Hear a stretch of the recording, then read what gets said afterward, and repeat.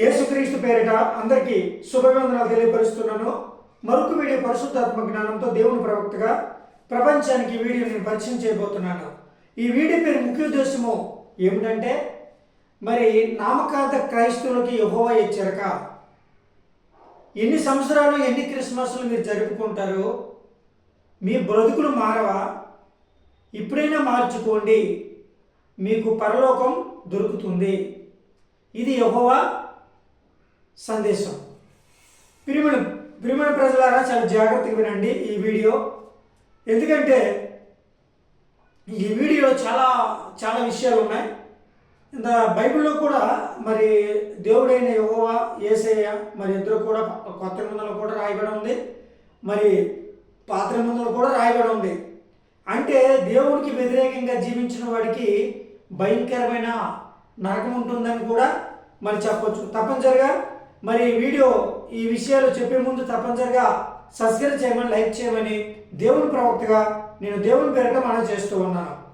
యాక్చువల్గా నేను చెప్పాలంటే ఈరోజు యాక్చువల్గా ఒక దేశం కోసము సందేశం పంపించాలి రూల్స్ ప్రకారం. ఆ దేశం ఏంటి? అల్బేనియా.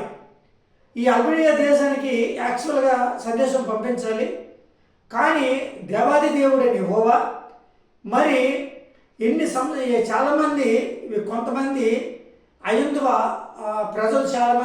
ప్రజలు ఏం చేస్తున్నారంటే, మరి చాలామంది క్రిస్టియన్స్ వాళ్ళని మరి హిందువుల్లోనికి మార్చుకుంటున్నారు. అంటే అర్థం ఏమిటి? మరి చాలామంది హిందువులు క్రిస్టియన్స్కి వచ్చినప్పుడు, హిందువులు మరి యేసుప్రభుని నమ్ముకున్నప్పుడు వాళ్ళు బాప్తీసాలు తీసుకొని యేసుప్రభుని నమ్ముకున్న వాళ్ళు, కొంతమంది నమ్ముకున్న వాళ్ళు ఉన్నారు, కొంతమంది నమ్మపోయిన వాళ్ళు ఉన్నారు. అయితే ఇక్కడ జరుగుతుంది ఏమిటంటే, ఎవరైతే నామకార్థ క్రైస్తవులుగా జీవిస్తున్నారో వారిని ఏం చేస్తున్నారంటే కొంతమంది వ్యక్తులు మరి ఐందువలోనికి పంపించేస్తున్నారు, మతానికి వాళ్ళు పంపించుకెళ్ళిపోతున్నారు. అంటే దీన్ని బట్టి అర్థం ఏంటి? వీళ్ళు ఇటు ఎలక అటు ఎలక మధ్యలోనే వీళ్ళు ప్రమాదాలకి గురవుతున్నారు చాలామంది ప్రజలు. చూడండి ప్రియమైన ప్రజలారా, మరి ఈ వీడియో దేనికోసం దేవుడు బయటపరిచాడంటే, ఇది కేవలము నామకార్థ క్రైస్తవులకు మాత్రమే ఈ వీడియో వర్తిస్తుంది. ఎందుకు ఈ వీడియో వర్తిస్తుంది? కారణం ఏమిటంటే, చాలా ప్రపంచవ్యాప్తంగా చాలా దేశాల్లోన చాలా మందిరాలు, దేవుని మందిరాలు ఉన్నాయండి. చాలా మందిరాలు ఉన్నాయి. కానీ అందులో కొంతమంది మాత్రమే బాప్తీసాలు తీసుకుంటున్నారు. మిగతా వాళ్ళందరూ కూడా నామకార్థ క్రైస్తవులుగా మారిపోతున్నారు. అంటే నామకార్థ క్రైస్తవులు అంటే బాప్తీసం లేని వాళ్ళు. కంపల్సరీ బాప్తీసం తీసుకుంటేనే మరి దేవుని బిడ్డలు అనబడతారు. కానీ వీళ్ళు బాప్తీసం తీసుకోవట్లే.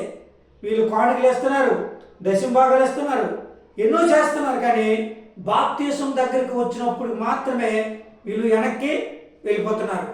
ఎందుకు వెళ్ళిపోతున్నారు అంటే, వాళ్ళకి కులము అడ్డొస్తుంది.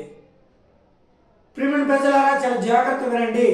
ఈ వీడియో దేవాది దేవుడైన యెహోవా ఆయన ప్రవక్తను నాకు ఈ విషయం ఎందుకు బయలుపరిచాడంటే, 2026 సంవత్సరంలో చాలామంది నామకార్థ క్రైస్తవులు కానీ దేవుని బిడ్డలుగా మారకపోతే వాళ్ళకి భయంకరమైన ప్రమాదాలు దారితీస్తాయి. మీరు ఏదో చర్చికి వెళ్తున్నాము, దశంభాగాలు ఇస్తున్నాము, కానుకలు ఇస్తున్నాము, మరి మేము ఒక స్పాన్సర్ చేస్తున్నాము, ఇవన్నీ పక్కన పెట్టేసుకోవాలి. ముందు మీరు చేసే పని ఏంటంటే, యేసుక్రీస్తు గురుని తెలుసుకొని బాప్తీసం తీసుకున్న తర్వాత ఈ పనులను చేయండి. అప్పుడు మీ ఆత్మకి శాంతి ఉంటుంది. వింటున్నారు కదా? సడన్గా ఇప్పుడు ఎన్నో క్రిస్మస్లు అండి, చాలా క్రిస్మస్లు జరుపుతున్నారు. ఎన్నో సంవత్సరాల నుండి ఎన్నో క్రిస్మస్లు చేశారు. కానీ మీ మనిషి మారిందా? నో, మనిషి మారలేదు. అందుకే యెహోవా దేవుడు మీ మీదకి హెచ్చరిక ఎందుకు పంపించాడంటే, మారితే దేవుని బిడ్డలుగా మారండి, లేకపోతే సాతాను బిడ్డలుగా మీరు మారండి. కానీ నన్ను డిస్టర్బ్ చేయకండి అని దేవుడు అంటున్నాడు. అర్థమవుతుంది కదా? అంటే దీన్ని బట్టి అర్థం ఏమిటి అంటే, ఎన్నో సంవత్సరాల నుండి ఎన్నో క్రిస్మస్లు మీరు జరుపుకుంటున్నారు, కరెక్టే. కానీ మీ మనసు మారిందా? మీ బ్రతుకులు మారాయా? మీరు మారారా? మీ హృదయాలు మారినాయా అని నేను అడగట్లే. దేవత దేవుడైన యెహోవా ఆయన ఆత్మ పేరపంతో నాతో మాట్లాడిపిస్తున్నాను. మీకు నామకార్థ క్రైస్తవులారా, చాలా జాగ్రత్తగా వినండి ఈ వీడియో. ఇది కేవలం మీకోసమే వర్తిస్తుంది. ఎందుకని చెప్తున్నాడంటే, దేవుని ప్రవక్తగా చాలామంది ఎన్నో చర్చిల నుండి ఎన్నో సంవత్సరాల నుండి ఉంటున్నారు. వాళ్ళు కానుకలు ఇస్తారు, దశంభాగాలు ఇస్తారు, చాలా ఇస్తున్నారు, స్పాన్సర్స్ ఉంటున్నారు, అన్నీ చేస్తున్నారు. కానీ రేపొద్దున ఈ క్రిస్మస్ వేడుకలు అయిపోయిన తర్వాత ఒక 5 రోజుల తర్వాత వాడు టపక్కుమని ఏ గుండెపోటుతో లేకపోతే ఏదో ప్రమాదంలో వాడు చనిపోతే వాడు పరలోకమే వెళ్తాడా? ఇది పాయింట్. అంటే నేను క్వశ్చన్ వేశాను. ఈ క్వశ్చన్ మీరే ఆన్సర్ చెప్పాలి. వాడు సడన్గా కానీ ఈ క్రిస్మస్ జనవరి 1 అయిపోయిన తర్వాత ఒక 5 రోజుల తర్వాత సడన్గా వాడికి గుండెపోటు వచ్చిన అనుకోండి. గుండెపోటు వచ్చిన తర్వాత వాడు చనిపోతాడు. ఆ చనిపోయిన మనిషి పరలోకం వెళ్తాడా, నరకానికి వెళ్తాడా? మీరే మాట్లాడండి. అర్థమవుతుంది కదా? ఎందుకంటే బాప్తిసం తీసుకున్నాడు. మరి రోమిలి రాసిన పత్రికలో ఏమున్నదంటే, దేవుని ఆత్మ చేత ఎందరు నడిపించబడతారో వారందరూ కూడా దేవుని కుమారులై ఉందురు అని బైబిల్ వాక్యం చదివిస్తుంది. కానీ ఈ మనిషి చచ్చిపోయిన తర్వాత ఈ ఆత్మ దేవులాగా మారుతుందా, లేకపోతే దేవుని బిడ్డ, లేకపోతే దేవదూతలాగా మారుతుందా? మీరే డిసైడ్ చేసుకోవాలి. ప్రియమైన ప్రజలారా, చాలా జాగ్రత్త. నామకార్థ క్రైస్తవులారా, మీరు చాలా జాగ్రత్తగా వినండి ఈ విషయం. ఇది నా కోసం కాదు చెప్పేది, దేవుడి యెహోవా మీకు చెప్తున్నాడు నా నోటి ద్వారా. అర్థమవుతుంది కదా? మీరు ఎన్నో సంవత్సరాల నుండి మీరు బాప్తిజాలు తీసుకోకుండా ఎన్నో సంవత్సరాల నుండి మరి క్రిస్మస్లో గ్రాండ్గా సెలబ్రేషన్ చేసుకుంటున్నారు. కానీ మీ మనుషులు మారాయా? మీ బ్రతుకులు మారాయా? రేపు పొద్దున మీరు సత్య ఎక్కడికి వెళ్తారు? ఆ పాయింట్ ఈ రాత్రి కాలంలో మీరు క్వశ్చన్ మార్క్ పెట్టుకోండి. ఆ పాయింట్ అవును కరెక్టే కదా, ఈ ప్రవక్త గారు ఏంటి మాట్లాడారు, అవును కరెక్టే, మేము బాప్తిజాలు తీసుకోలేదు ఈ రోజున సడన్గా మేము ఒకవేళ కానీ చనిపోతే మేము నరకానికి వెళ్తామా, పరలోకం వెళ్తామా అని మీ హృదయం సాక్షిగా ఈరోజు రాత్రి కాలంలో మీరు ఒకసారి ధ్యానించండి. మీ గురుని మీరు ధ్యానించుకోండి. మీరు చేస్తుంది తప్ప రైటా మీకు అర్థమైపోద్ది.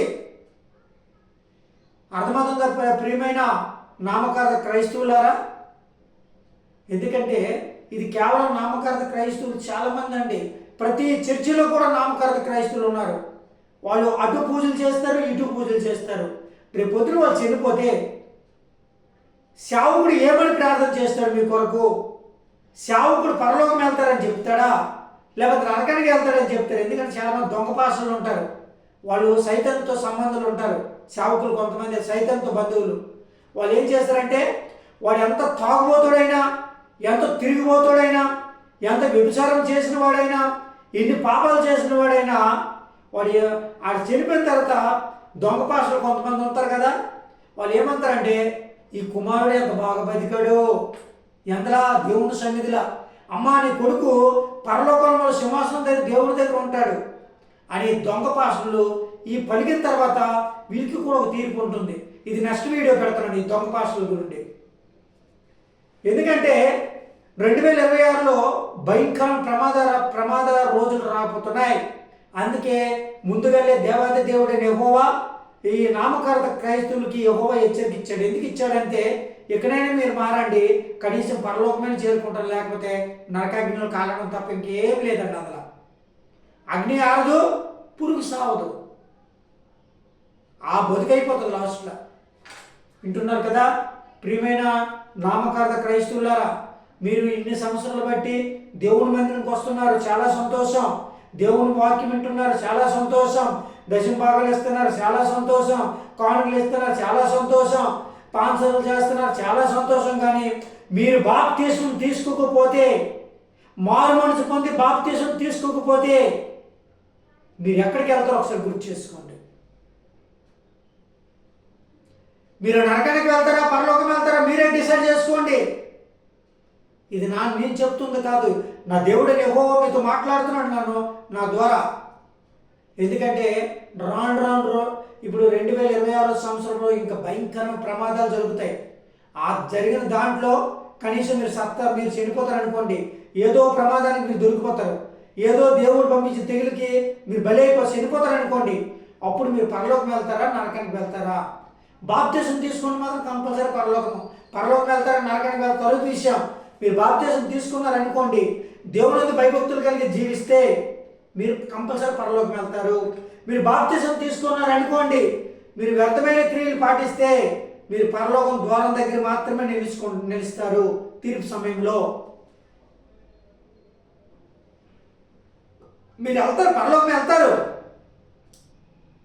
ఎంతమంది బాప్తిసాలు తీసుకుంటారో వీళ్ళు చేసిన తప్పులు బట్టి దేవుడు ఏం చేస్తాడంటే ద్వారం అవతలే మిమ్మల్ని వస్తాడు, మీకు తీర్పులు వస్తాయి, తీర్పు జరుగుతుంది. ఆ తీర్పులో మీరు ఏం పనులు చేశారు, దేవుడికి ఇష్టమైన పనులు చేశారా లేక సాతానుడికి ఇష్టమైన పనులు చేశారా, అప్పుడు దాంట్లోనే తేలిపోతాయి మొత్తం. అప్పుడు మీరు నరకానికి పంపించాలా పరలోకం పంపించాలా, దేవుడిని యెహోవా అక్కడ డిసైడ్ చేస్తాడు. యెహోవా ఆ యేసయ్య డిసైడ్ చేస్తాడు. అర్థమవుతుంది కదా? అందుకే చాలా జాగ్రత్తగా వినండి సుమా, నామకరణ క్రైస్తవులారా. ఎందుకంటే ఇన్ని సంవత్సరాలు అయిపోయింది, గతం గహ అనుకోండి. ఎక్కడ నుండి సరే ఈ 2026 సంవత్సరంలో చాలామంది మారు మనసు పోతే బాప్తిసం తీసుకోండి. ముందు యేసుక్రీస్తు గురించి తెలుసుకోండి, తర్వాత బాప్తిసం తీసుకోండి. బాప్తిసం తీసుకుంటేనే మరి తర్వాత మీరు పరలోకం వెళ్తారా నరకానికి తర్వాత విషయం. కానీ బాప్తిసం తీసుకుంటే మీరు పరలోక ద్వారం దగ్గర మాత్రం వెళ్తారు. ఇది మాత్రం నేను దేవుని ప్రవక్తగా పరిశుద్ధాత్మ జ్ఞానంతో 100% చెప్తున్నాను. మీరు బాప్తిసం తీసుకుంటే పరలోక రాజ్యం పరలోక ద్వారం దగ్గర మాత్రం ఉంటారు, లోపల ప్రవేశం లేదు. ఎందుకంటే మీ క్రియలు బట్టే దేవుడు అక్కడ తీర్పు తీరుస్తాడు. మీరు చేస్తున్న పనులు బట్టి నేను బాగా ఎంజాయ్ చేస్తున్నాను, నా ఇష్టం వచ్చినట్టు జీవిస్తాను, నేను బాప్తిసం తీసుకున్నాను, నా ఇష్టం వచ్చినట్టు జీవిస్తాను అంత కాదు. అక్కడ పప్పులు ఉడకవు. నా ఇష్టం వచ్చినట్టు జీవిస్తాను, నేను బాప్తిసం తీసుకున్నాను, తర్వాత దొంగ మరి నేను బాప్తిసం తీసుకున్నాను కాబట్టి నేను ఎక్కువ పాపాలు చేస్తాను, తర్వాత బలం ముట్టుకుంటాను, లేకపోతే ప్రతిరోజు నేను ప్రతి వారం కానుకలు వేస్తాను, లేకపోతే నేను పాన్సర్కుంటాను. ఇవన్నీ కూడా ఈ భూలోకం వరకే. ఈ భూలోకం వరకే మీరు చేసిన పనులన్నీ. కానీ పరలోకంకి వెళ్ళేటప్పుడు పరలోకము మీరు క్రీస్తును నిద్రించిన తర్వాత కంపల్సరీ క్రీస్తును నిద్రిస్తారు. పాస్టర్ గారు బాక్స్ తయారు చేస్తాడు, మిమ్మల్ని భూస్థాపన చేస్తాడు. కానీ మీరు ఆ రాకడ సమయంలో ఏమవుతుందంటే మీరు పరలోక ద్వారం దగ్గర మాత్రం ఉంటారు. ఎందుకంటే తీర్పు వస్తుంది. ఆ తీర్పులోన మీరు మంచి పనులు చేశారా లేక తప్పు పనులు చేశారా, దేవుడే అక్కడ దేవదూతల ద్వారా తీర్పు తీరుస్తాడు. అర్థమవుతుంది కదా? అందుకోసమే ఇకనైనా గతం గహ 2025 సంవత్సరంలో కాల్ పెట్టాము. తప్పులు చేశారా, పాపాలు చేశారా, దొంగతనాలు చేశారా, మానభంగాలు చేశారా, లేక రౌడీలుగా మారారా, ఇవన్నీ కూడా 25 సంవత్సరంలో మీరు ముగించుకోవడం మంచిది, ఆఫ్ చేసుకోవడం మంచిది. రేపు పొద్దున మీరు నామకార్థ క్రైస్తవులుగా మళ్ళీ 26 సంవత్సరం నుండి అడుగు పెట్టిన ఎడలా మీరు 5 రోజుల తర్వాత దేవుడు ఏదో ఒక ఉగ్రత పంపిస్తే మీరు చనిపోయిన తర్వాత మీరు ఎక్కడికి వెళ్తారు? ఈ పాయింట్ మాత్రము మీరు రాసుకోండి మీ హృదయంలో. వింటున్నారు కదా? మీరు ఎక్కడికి వెళ్తారు? బాప్తిసం తీసుకుంటే పరలోక ద్వారం దగ్గరికైనా వెళ్తారు. మీరు బాప్తిసం తీసుకోకపోయి 30 సంవత్సరాలు 40 సంవత్సరాలు 50 సంవత్సరాలు మృగపింపుల వరకు ఉండే వరకు మీరు ఆ తీసుకోకపోయే వరకు మీరు నరకమే ప్రాప్తం.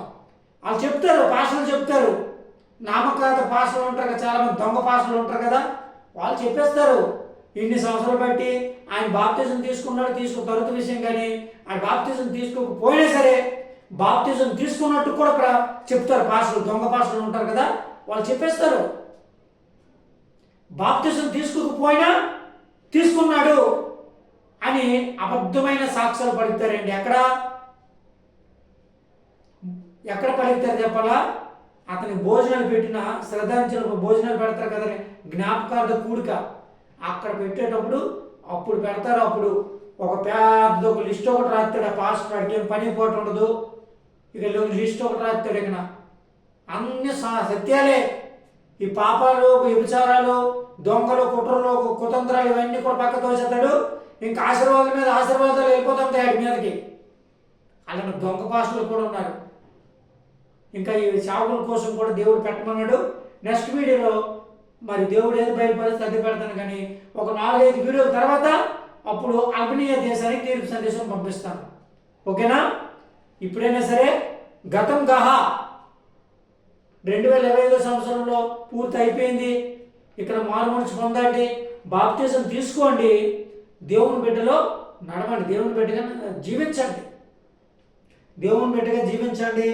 ఎందుకంటే మీకే మంచిది. దేవుని భయభక్తులు కలిగితే అక్కడ దేవుని తీర్పు వస్తుంది, అక్కడ మీకు తీర్పు ఉంటుంది. ఆ తీర్పులోన మీకు ఇష్టమైన దేవుడు ఏ పాత్రగా వాడబడతారో, ఏ పాత్రగా మిమ్మల్ని పిలబడుతుందో అదే పాత్రగా దేవుడు ఏం చేస్తారంటే ఆ తీర్పులోన మీ జీవిత చరిత్ర మొత్తం దొరికిపోతుంది గ్రంథంలో. అక్కడ సాతాన గ్రంథం అని ఒకటి ఉంటుంది, జీవ గ్రంథం అని ఒకటి ఉంటుంది.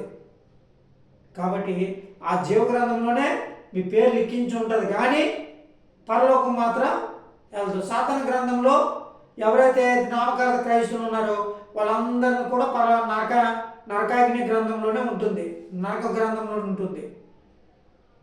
ఓకేనా? చాలా జాగ్రత్తగా వినండి.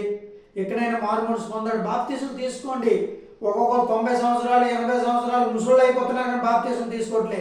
ఎందుకంటే దొంగ పాషలు ఉన్నారు కదా, వాళ్ళు ఏదో మనం బాప్తిజం తీసుకున్నట్టుగా వాళ్ళు అబద్ధ సాక్ష్యాలు పలుకుతారు.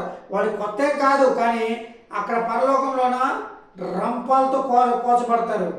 ఎవరు? సేవకులు. దేవదూతలు అక్కడ సైతాను నరకంలోని తీసుకెళ్ళిపోయి పాస్టర్ని, దొంగ పాస్టర్ని తీసుకెళ్ళిపోయి రంపాలతో కోస్తారు. పాస్టర్ని, దొంగ పాస్టర్లు ఉంటారు కదా, వాళ్ళని రంపాలతో కోస్తారు. అర్థమవుతుంది కదా? అందుకే చాలా జాగ్రత్తగా వినండి. మరొకసారి వీడియో పేరు ఏం పేరు? నామకార్థ క్రైస్తవులకు యెహోవా హెచ్చరిక.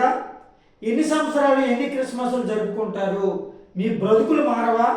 ఇప్పుడైనా మార్చుకోండి, క్రీస్తులో మీరు పరలోకం చేరుకుంటారు. అంటే దీనికి అర్థం ఏంటంటే ఇంకా ముందు భయంకరమైన ఉగ్రత దినాలు ఉన్నాయి కాబట్టి ముందుగానే దేవుడు నామకార్థ క్రైస్తవుల మీదకి హెచ్చరిక పంపించాడు. ఓకేనా? అందరికి యేసుక్రీస్తు పేరిట శుభాభివందనాలు తెలియపరుస్తున్నాను.